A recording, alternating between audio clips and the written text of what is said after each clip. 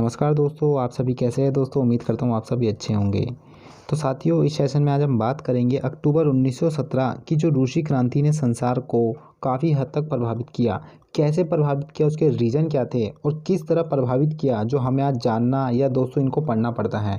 तो वो सभी तमाम चर्चा दोस्तों हम आपके साथ करेंगे।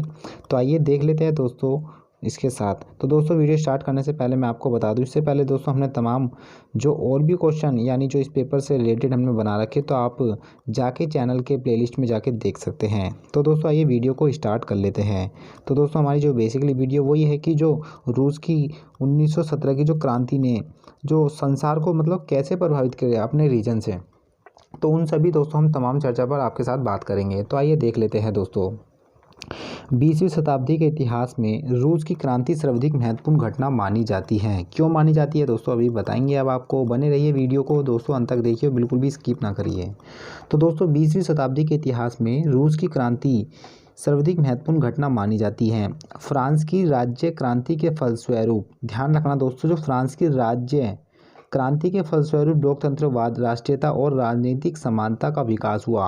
यानी जो फ्रांस है उसमें जो राज्य है, मैं देश की बात नहीं कर रहा, फ्रांस की जो राज्य क्रांति है उसमें दोस्तों राज्य क्रांति हुई, उसके जो परिणाम स्वरूप यानी उसके जो रिजल्ट निकले, उसके रिजल्ट के तहत दोस्तों वहाँ पर लोकतंत्रवाद यानी डेमोक्रेसी, राष्ट्रीयता यानी नेशनलिटी और दोस्तों राजनीतिक समानता यानी जो पॉलिटी इक्वलिटी का विकास हुआ वहाँ पर। यानी हर किसी को दोस्तों वोट, हर किसी को बोलने की आज़ादी दोस्तों वहाँ पर फ्रांस में राज्य क्रांति के फलस्वरूप देखने को मिली। किस किस में दोस्तों, लोकतंत्र में, राष्ट्रीयता और दोस्तों राजनीतिक समानता में, ठीक है, विकास हुआ। किंतु 1917 ईस्वी की रूसी की क्रांति उससे कई कदम आगे थी। लेकिन ये कहा गया है कि जो फ्रांस की क्रांति हुई थी, लेकिन इसके बाद जो 1917 में रूस की क्रांति हुई थी वो काफ़ी इससे भी मतलब अच्छी क्रांति मानी गई थी। तो वो क्यों मानी जाती है देखते हैं, है ना, काफ़ी आगे बढ़ गई। इसके फलस्वरूप एक नई सामाजिक व्यवस्था का आदर्श उपस्थित हुआ और विश्व में मजदूरों की सत्ता सर्वप्रथम स्वीकृत हुई। यानी दोस्तों जो फ्रांस की क्रांति के बाद रूस की क्रांति हुई थी वो काफ़ी मतलब एक अच्छे व्यवस्थित रूप में हुई थी, क्योंकि दोस्तों और यानी जो वहाँ पर सामाजिक व्यवस्था का आदर्श उपस्थित हुआ, यानी वहाँ पर जो सामाजिक व्यवस्था का आदर्श मतलब एक सही रूप से देखने को मिला।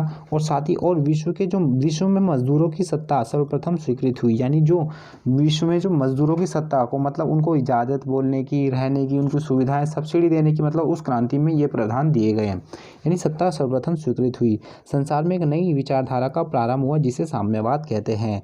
यानी जो बेसिकली दोस्तों एक कह सकते हैं कम्युनलिज्म, यानी साम्यवाद का मतलब दोस्तों आपको ईजिली मैं बताता हूँ। देखिए कि मतलब कोई देश है, उस देश में दोस्तों जो उनकी सरकार है, वहाँ पर जो रहने वाले लोग हैं वो दोस्तों मान लीजिए कि एक नॉर्मल वहाँ पर जो उनकी सरकार है उनके साथ दोस्तों एक गलत तरीके से शोषण कर रही है। यानी उनको ना तो रोजगार दे रही है, ना उनको सुख सुविधा दे रही है।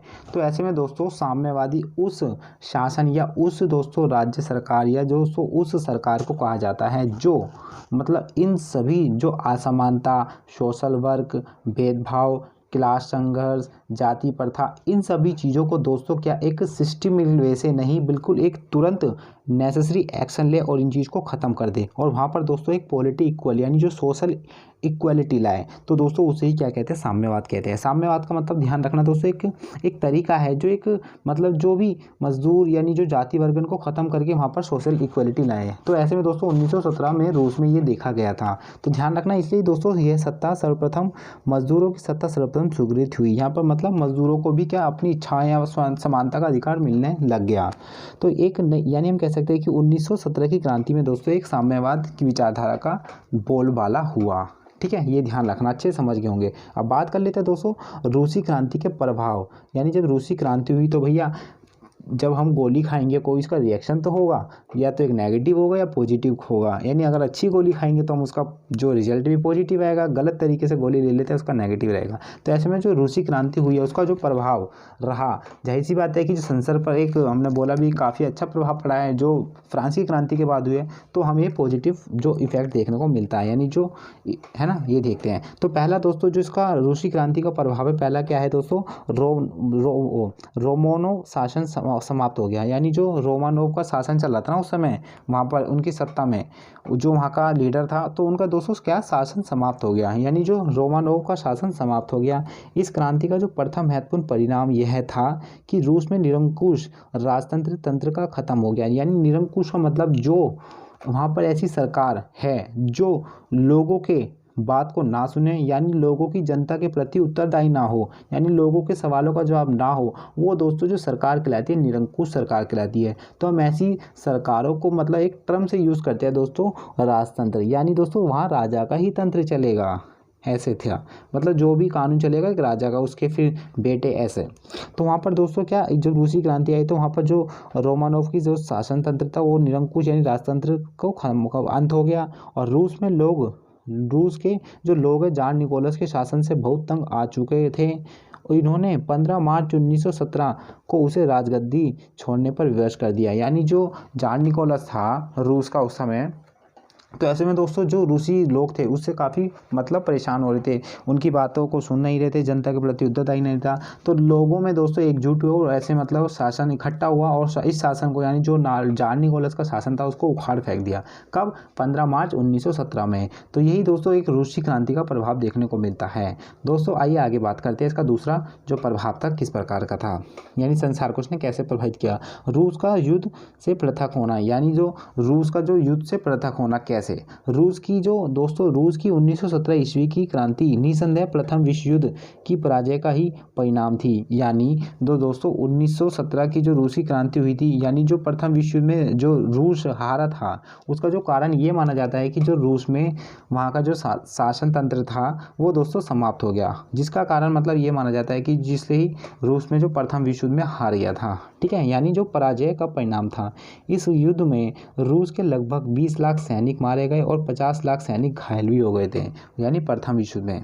ठीक है, तो आइए आगे देखते हैं। आपको उम्मीद करता हूँ दोस्तों समझ में आ रहा होगा। आगे बात कर लेते हैं दोस्तों श्रमिकों और किसानों की दशा में सुधार। यानी जो 1917 में रूसी क्रांति हुई थी दोस्तों, उसमें श्रमिकों भी क्रांति देखने को मिलती है। यानी जो श्रमिकों की किसान जो उनकी दशा है उनको दोस्तों एक सुधार एक अच्छे रूप में देखने को मिलता है। 1917 की क्रांति से पूर्व किसानों मतलब दोस्तों जो यूरोप था, यूरोप जो बेसिकली पूर्व वाले क्षेत्र पर उसका ज़्यादा कंट्रोल था।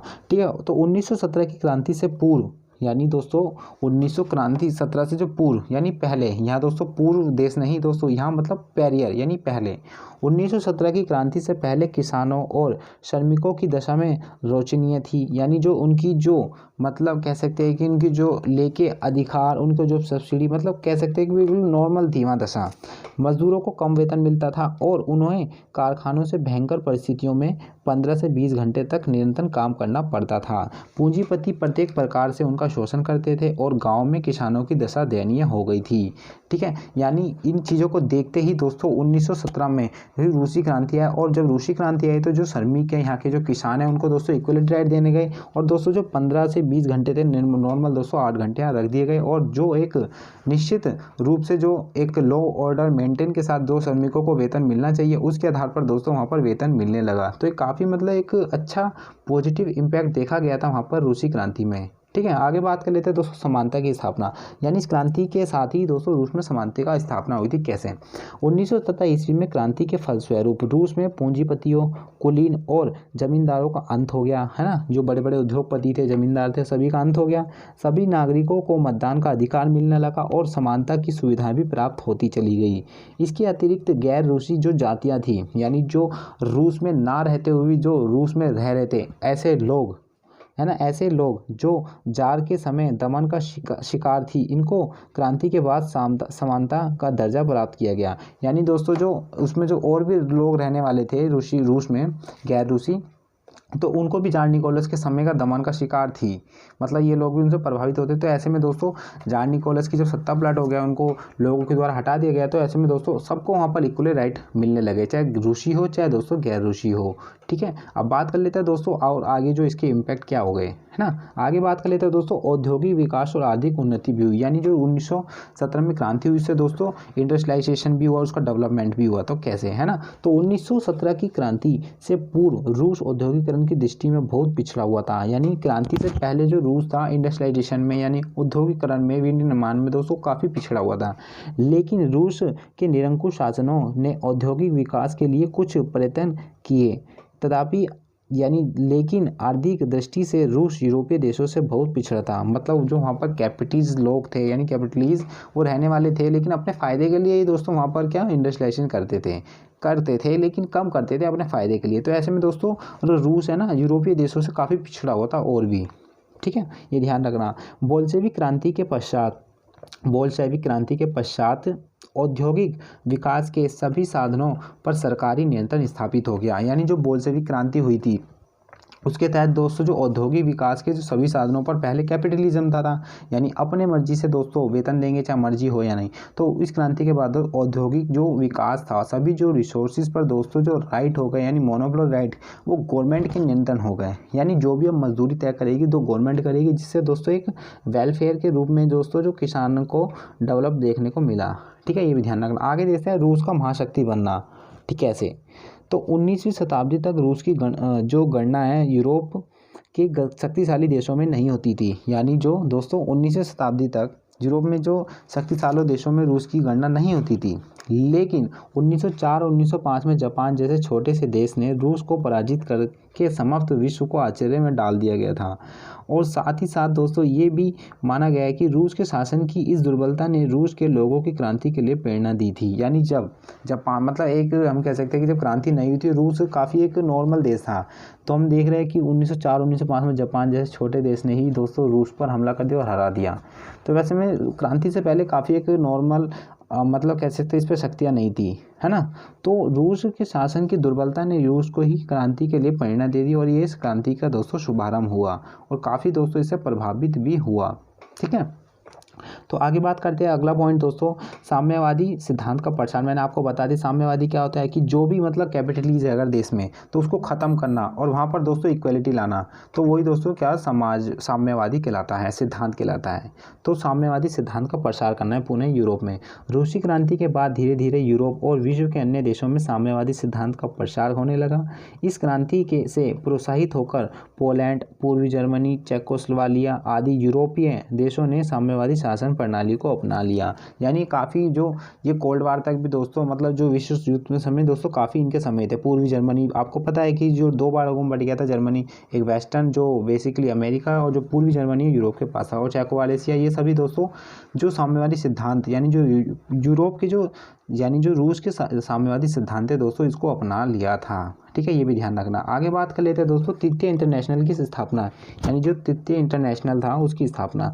सोवियत रूस की अक्टूबर क्रांति यानी जो 1917 की क्रांति के बाद अंतर्राष्ट्रीय पैमाने पर बढ़ावा देने के लिए कम्युनिस्ट इंटरनेशनल का गठन हुआ। यानी ये दोस्तों कब हुआ था ये ध्यान रखना दोस्तों, जो कम्युनिस्ट इंटरनेशनल जो ऑर्गेनाइजेशन की स्थापना हुई थी 1922 है ना, तो इसको ध्यान रखना। कम्युनिस्ट इंटरनेशनल की स्थापना हुई थी, ठीक है। इसको ही यानी जो इसको तृतीय इंटरनेशनल या दोस्तों कॉमिंटर्न कहा जाता है। यानी जो ये ना जो हुई थी 1922 में कम्युनिस्ट इंटरनेशनल की स्थापना, तो इसको दोस्तों तृतीय इंटरनेशनल या कॉमिंटर्न कहा जाता है। अनेक साम्यवादियों के वामपंथी गुटों ने अब आपस में संगठित होकर कम्युनिस्ट पार्टियों को गठन किया। यानी जो समाजवादी लोग थे उसमें दोस्तों वामपंथी लोग भी थे जो अपने देश को अच्छा मानते थे और दूसरे मतलब जो अपने समुदाय अपने कल्चर को अच्छा मानते थे दूसरों को नहीं मानते थे, तो आपस में दोस्तों एक तरह हुए और एकत्र होकर संगठित होकर कम्युनिस्ट पार्टी का गठन उन्होंने किया। ये भी थोड़ा ध्यान रखना। आगे बात कर लेते हैं दोस्तों समाजवाद का विकास, ठीक है, ध्यान रखना। साम्यवाद और दोस्तों समाजवाद सिमिलर है। कैसे, मैंने आपको साम्यवाद तो बता दिया कि वो मतलब डायरेक्ट इम्प्लीमेंट करना चाहता है कि अगर कहीं पर विरोध हो रहा है तो मतलब कहीं मतलब किसी चीज़ का शोषण हो रहा है तो उसको डायरेक्ट ख़त्म करना, तो वो दोस्तों साम्यवाद कहलाता है। लेकिन समाजवाद भी सिमिलर ही है, वो भी दोस्तों किसी बुराई को नहीं देख सकता। अगर मान लीजिए कोई बुराई हो रही है तो दोस्तों साम्यवाद तो उसे तुरंत हटा देता, लेकिन अगर कहीं बुराई हो रही है तो उसे समाजवाद वो दोस्तों उसे तुरंत नहीं हटाता था, बल्कि एक सिस्टेमिकली वे से यानी लॉ मेंटेन के साथ उस चीज़ को प्रक्रिया को अपनाता था और एक हटा देता था। लेकिन साम्यवाद था वो तुरंत एक्शन लेता था, लेकिन समाजवाद नहीं लेता था। तो यही दोनों में डिफरेंस है, समझ जाना। तो समाजवाद का भी विकास हो गया था। कॉमिटन के गठन के पश्चात विश्व में समाजवादी दो भागों में बट गए, एक तो समाजवादी और दोस्तों साम्यवादी। मैंने आपको बता दिया कैसे कैसे, ठीक है, ये समझ जाना, क्योंकि अगर वर्ड को मतलब समझ के ना तो आप अच्छे से खेल जाओगे, ठीक है। आगे बात कर लेते हैं किस प्रकार समाजवाद स्थापित किया जा सकता है और समाजवाद की अवधारणा को लेकर इनमें काफ़ी मतभेद सामने आए। इन मतभेदों के होते हुए अपने उदय के कुछ दशकों के बाद समाजवादी विचारों और आंदोलन का प्रसार काफ़ी बड़े पैमाने पर सामने आया। और दोस्तों जो ये साम्यवादी विचारधारा था वो मतलब काफ़ी मतलब एक प्रभावित तो देश में हो रही थी, और साथ ही साथ दोस्तों इनका जो विश्व में भी प्रभावित होता रहा। तो ऐसे में दोस्तों जो अमेरिका वो भी मतलब काफ़ी इनसे इन्फ्लुएंस नहीं हो रहा था, क्योंकि वो अपनी जो कैपिटलिज्म वो उसे बढ़ाना चाहता था। तो ऐसे में समाजवाद और साम्यवाद का भी विश्व में काफ़ी बड़े पैमाने पर दोस्तों यहाँ पर इनको बढ़ावा मिल रहा था।